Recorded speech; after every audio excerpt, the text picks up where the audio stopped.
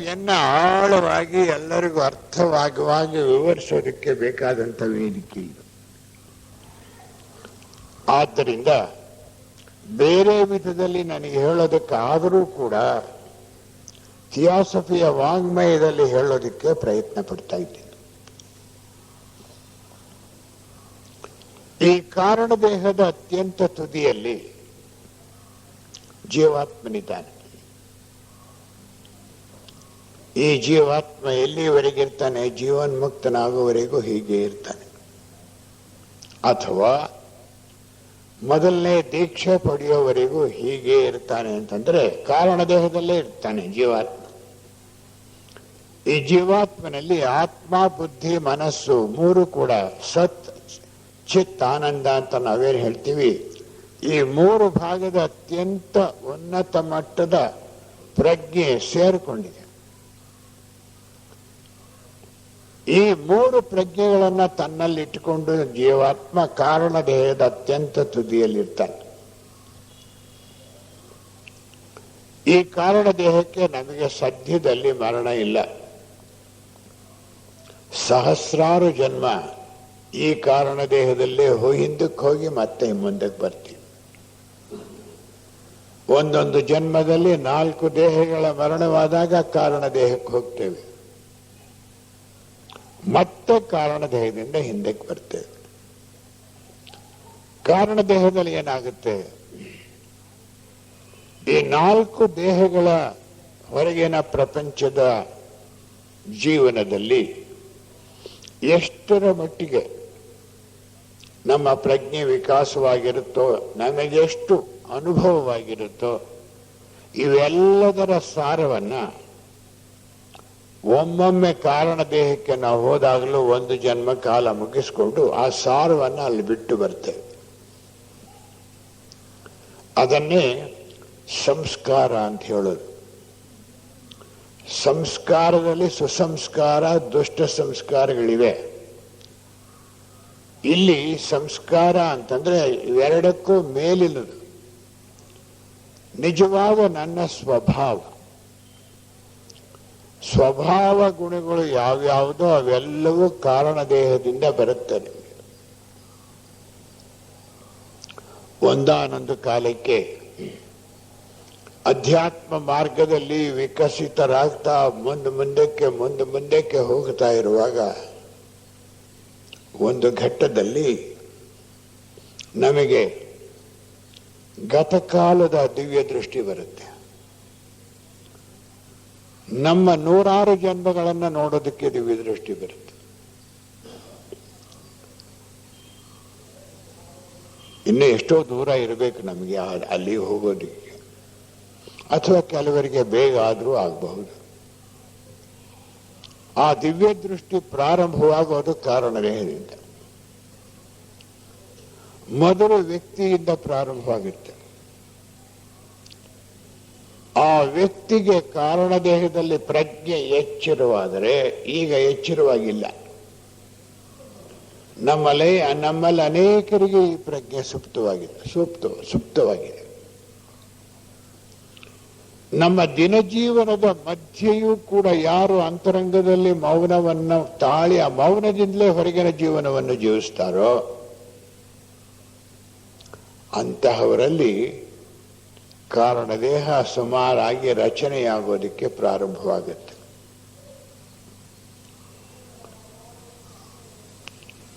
ಆ ರಚನೆ ಇನ್ನೂ ಪೂರ್ತಿಯಾಗಿಲ್ಲ. ನಮ್ಮಲ್ಲಿ ಈ ರಚನೆ ಪೂರ್ತಿ ಆಗಬೇಕಾದ್ರೆ ನಾವು ಅಧ್ಯಾತ್ಮ ಹಾದಿಯಲ್ಲಿ ಬಹಳ ದೂರ ಹೋಗ್ಬೇಕಾಗುತ್ತೆ.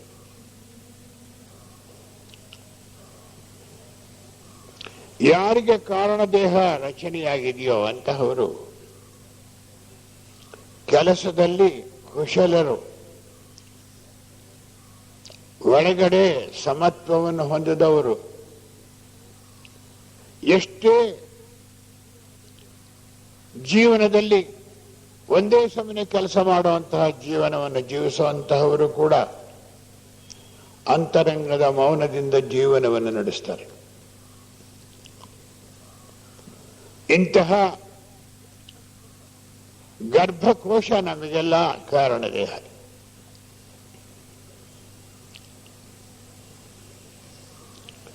ಇದು ಜನ್ಮ ಜನ್ಮಕ್ಕೂ ಹಾಗೆ ಇರೋದ್ರಿಂದ ಮುಂದೆ ಅದನ್ನ ಯಾವ್ದಾದ್ರು ಮುಂದಿನ ಇದರಲ್ಲಿ ನೋಡೋಣ.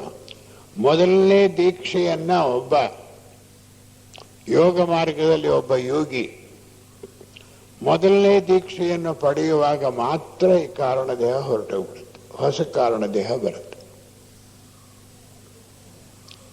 ಅಲ್ಲಿವರೆಗೆ ನಮಗಿದು ಶಾಶ್ವತ ದೇಹ. ಉದಾಹರಣೆ ಕೊಡದೆ ಇದು ಹೇಳೋಕ್ಕೆ ಕಷ್ಟ ಆಗುತ್ತೆ. ಸರ್ ಎಂ ವಿಶ್ವೇಶ್ವರಯ್ಯನವರು ಯುರೋಪ್ನಲ್ಲಿ ಒಂದು ಇಂಟರ್ನ್ಯಾಷನಲ್ ಎಂಜಿನಿಯರ್ಸ್ ಕಾನ್ಫರೆನ್ಸ್ಗೆ ಹೋಗ್ತಾರೆ. ಅಂತಾರಾಷ್ಟ್ರೀಯ ಎಂಜಿನಿಯರ್ಗಳ ಒಂದು ಸಮ್ಮೇಳನಕ್ಕೆ ಹೋಗ್ತಾರೆ. ಯುರೋಪ್ನಲ್ಲಿ ಎಂಜಿನಿಯರ್ಗಳೆಲ್ಲ ಒಂದು ಟ್ರೈನ್ನಲ್ಲಿ ಪ್ರಯಾಣ ಮಾಡ್ತಾ ಇರ್ತಾರೆ. ಆ ರೈಲು ಹೋಗ್ತಾ ಹೋಗ್ತಾ ಒಂದು ಘಟ್ಟಕ್ಕೆ ಬಂದಾಗ ವಿಶ್ವೇಶ್ವರಯ್ಯನವರು ಚೈನ್ ಎಳೆದು ರೈಲು ನಿಲ್ಲಿಸ್ಬಿಡ್ತಾರೆ. ಎಲ್ಲ ಎಂಜಿನಿಯರ್ಗಳು ಪ್ರಪಂಚದ ಎಲ್ಲ ಭಾಗದಿಂದ ಬಂದಿದ್ದವ್ರು ಬಂದು ಇವನೇನೋ ಸ್ವಲ್ಪ ಹುಚ್ಚ ಇರಬೇಕು, ಬುದ್ಧಿ ಸಾಲದೋ ಏನೋ, ಏನ್ ಹೇಳಿದ್ರು ಇವ್ರನ್ನ ಕೇಳಿದ್ರೆ ಅವ್ರು ಏನ್ ಹೇಳಿದ್ರು ಅಂದ್ರೆ, ಇನ್ನೊಂದು ಮೈಲಿಯಿಂದ ಆಚೆ ಒಂದು ಸೇತುವೆ ಇದೆ, ಆ ಸೇತುವೆ ಇನ್ನೊಂದು ಗಂಟೆಗೆ ಬಿದ್ದು ಹೋಗಿತ್ತು. ಎಲ್ಲರೂ ಕೇಕೆ ಹಾಕೊಂಡು ನಕ್ಕರು, ಹಾಸ್ಯ ಮಾಡಿಕೊಂಡು. ಆದರೂ ಅಲ್ಲೊಂದು ಸೇತುವೆ ಬಿದ್ದೋಗುತ್ತೆ ಅಂದಮೇಲೆ ರೈಲ್ ಮುಂದಕ್ಕೆ ಬಿಡ್ಲಿಲ್ಲ, ಅಲ್ಲೇ ನಿಲ್ಸಿದ್ರು. 1 ಗಂಟೆ ಹೊತ್ತಿಗೆ ಸರಿಯಾಗಿ ಆ ಸೇತುವೆ ಬಿದ್ದೋಯ್ತು. ಆಗ ಇಂಜಿನಿಯರ್ಗಳೆಲ್ಲ ಇವ್ರು ಸುತ್ಕೋತಾರೆ, ನಿಮಗೆ ಹೇಗಿಂತ ಒಂದು ದೃಷ್ಟಿ ಬಂತು? ಅದನ್ನ ವಿಶ್ವೇಶ್ವರಯ್ಯನವರು ವರ್ಣಿಸ್ತಾರೆ. ನಾನು ಈ ರೈಲಿಗೆ ಬಂದು ಕೂತ್ಕೊಂಡಾಗ ನನ್ನ ಮನಸ್ಸಿನ ಮುಂದೆ ಯಾವ ಗತಕಾಲದ ಯೋಚನೆ ಇರಲಿಲ್ಲ, ಭವಿಷ್ಯದ ಒಂದು ಚಿತ್ರ ಇರಲಿಲ್ಲ. ನನ್ನ ಒಳಗಡೆ ಪರಿಪೂರ್ಣವಾದ ಮೌನ ಇತ್ತು. ಅಂದರೆ ಮೌನವೇ, ಅಂತರಂಗದ ಮೌನವೇ ಒಳಗಿನ ಕಿವಿ. ಈ ಅಂತರಂಗದ ಕಿವಿಯಿಂದ ರೈಲ್ ಮೇಲೆ, ಕಂಬಿಯ ಮೇಲೆ ಚಕ್ರ ಹೋಗುವಾಗ ಏನ್ ಶಬ್ದ ಬರುತ್ತೋ ಆ ಶಬ್ದ ನೋಡ್ಕೊಂಡು ಹೋದೆ ನಾನು. ಇಲ್ಲಿಗೆ ಬಂದಾಗ ಆ ಶಬ್ದದಲ್ಲಿ ಸ್ವಲ್ಪ ಹೆಚ್ಚು ಕಮ್ಮಿ ಆಯಿತು. ಅದನ್ನ ನಾನು ತಕ್ಷಣ ವಿಮರ್ಶೆ ಮಾಡಿದಾಗ ಇಲ್ಲಿ 1 ಮೈಲಿ ಆಚೆ ಒಂದು ಸೇತುವೆ ಇದೆ, ಸೇತುವೆ ಬೀಳೋ ಸಮಯದಲ್ಲಿದೆ, ಅದು ಇನ್ನೊಂದು ಗಂಟೆಗೆ ಬೀಳುತ್ತೆ ಅಂತ ನಾನು ಹೇಳಿದೆ. ಇದಕ್ಕೆ ಯಾಕೆ ಉದಾಹರಣೆ ಆಗಿ ತೆಗೆದುಕೊಂಡೆ ಅಂದ್ರೆ, ಅವರಿಗೆ ಆ ರೈಲ್ ಹತ್ತದಲಾಗ ಆಯ್ತು, ಭವಿಷ್ಯದ ಭೂತಕಾಲದ ಭಾರ ಇಲ್ಲ ಮನಸ್ಸಿಗೆ, ಭವಿಷ್ಯ ಕಾಲದ ಕಲ್ಪನೆ ಇಲ್ಲ. ವರ್ತಮಾನದಲ್ಲಿ ಅತ್ಯಂತ ಅಂತರಂಗದ ಮೌನದಿಂದ ಇದ್ದರಾದ್ರಿಂದ ಇದನ್ನು ಹೇಳಕ್ ಸಾಧ್ಯವಾಯಿತು. ಇಂತಹ ಅದ್ಭುತವಾದ ಶಕ್ತಿ ಅಂತರಂಗದ ಮೌನದಲ್ಲಿದೆ. ನಮ್ಮೊಬ್ಬೊಬ್ಬರಿಗೂ ಅಯೋಗ್ಯತೆ ಇದೆ. ಯಾರು ಅಂತರಂಗದ ಮೌನದಲ್ಲಿ ಸ್ವಲ್ಪ ಹೊತ್ತಾದರೂ ಜೀವನದಲ್ಲಿ ಇರಬಲ್ಲರೋ, ಅಂತರಂಗದ ಮೌನ ಅಂದ್ರೆ ಪ್ರಜ್ಞೆ, ಸಂಕಲ್ಪಗಳನ್ನೆಲ್ಲ ತುಳಿದಿಟ್ಕೊಳ್ಳೋದಲ್ಲ, ಅದು ತಾತ್ವಿಕವಾದ ಮೌನ ಅಷ್ಟೇ. ಅದು ಮೌನವೂ ಅಲ್ಲ. ತುಳ್ಕೋಬಾರ್ದು. ತುಳಿದುಕೊಳ್ಳದೆ ಮನಸ್ಸನ್ನು ಸರಿಯಾಗಿ ರಚನೆ ಮಾಡಿಕೊಂಡು ಧ್ಯಾನ ದಿವಸ ಮಾಡೋರಾದ್ರೆ ಧ್ಯಾನ ಕಾಲದಲ್ಲಿ ಸ್ವಲ್ಪ ಹೊತ್ತಾದರೂ ಈ ಮೌನ ಮನಸ್ಸಿಗೆ ಪ್ರವೇಶ ಮಾಡಿ ಅಲ್ಲಿಂದ ಜೀವನಕ್ಕೆ ಹಿಂದಕ್ಕೆ ಬಂದು ಸಮತ್ವಂ ಯೋಗ ಉಚ್ಯತೆ, ಯೋಗ ಕರ್ಮಸು ಕೌಶಲಂ ಅಂತ ಶ್ರೀಕೃಷ್ಣ ಭಗವದ್ಗೀತೆಯಲ್ಲಿ ಏನು ಹೇಳ್ತಾನೋ, ಕಾರ್ಯಕುಶಲತೆಯ ಯೋಗ, ಅಂತರಂಗದ ಸಮತ್ವವೇ ಯೋಗ ಅನ್ನುವ ಹಾಗೆ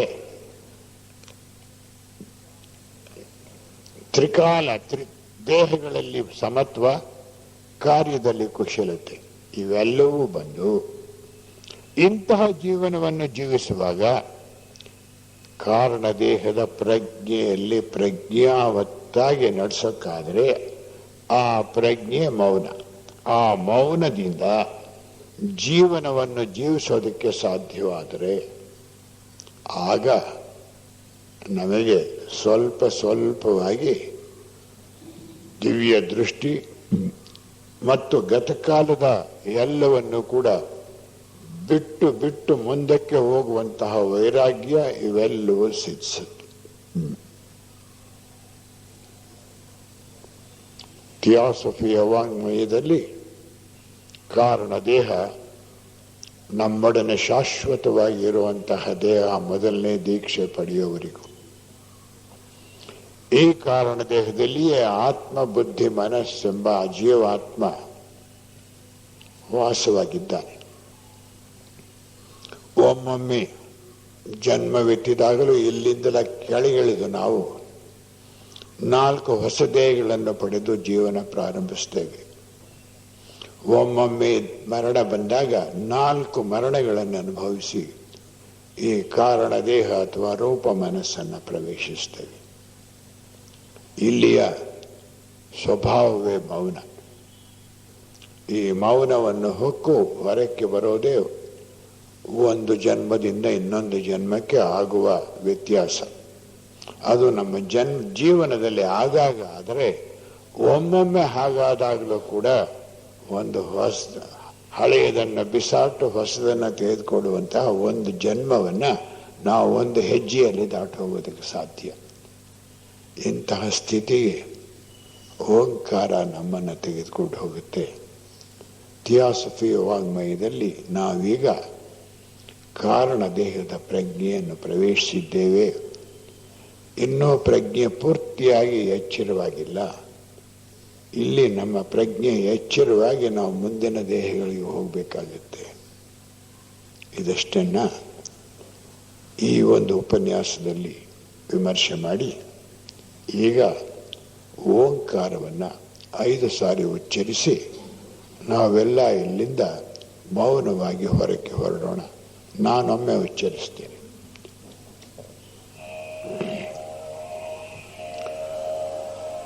ಓ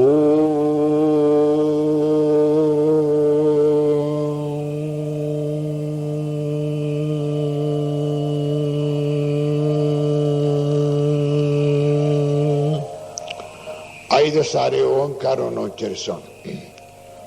ಓ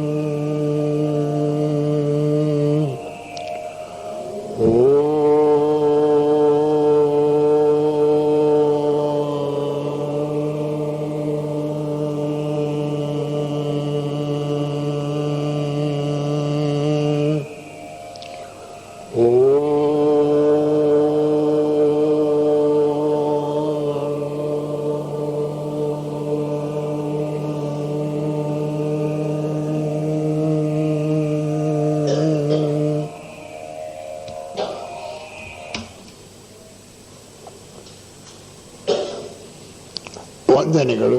ಎಲ್ಲರೂ ಇಲ್ಲಿಂದ ಮೌನವಾಗಿ